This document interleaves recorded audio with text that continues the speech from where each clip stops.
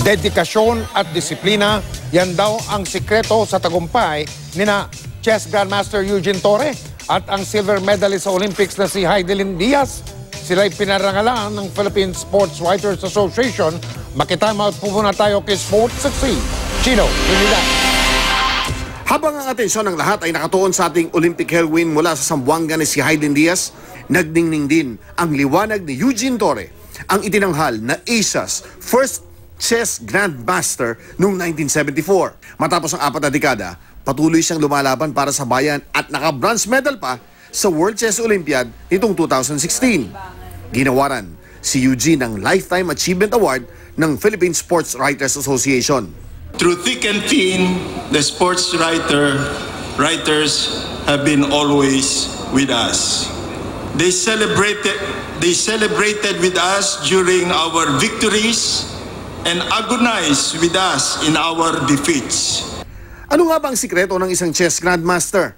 Hindi wala yung sakripisyo, baliwala, yung mga kinakailangan sa preparasyon, hindi mo nararamdaman. And then of course, disiplinado rin ako ng mga asawa ko. Ang mga susunod na henerasyon ng mga sports heroes, ginawaran din ng Tony Sidayaw Awards.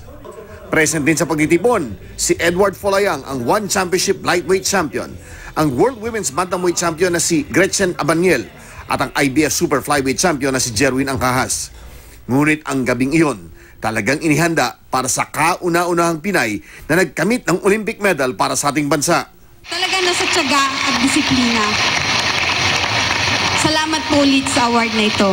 Malaking bagay po ito sa akin. Ito ang pinaka-importante. As an athlete, 2009, pinapangarap na makapunta nga lang dito, pangarap ko na. Tapos, last year, sabi ko, mag-aim ako ng Athlete of the Year ng PSA. So, lahat kasi ng atleta, ito yung pinapangarap eh.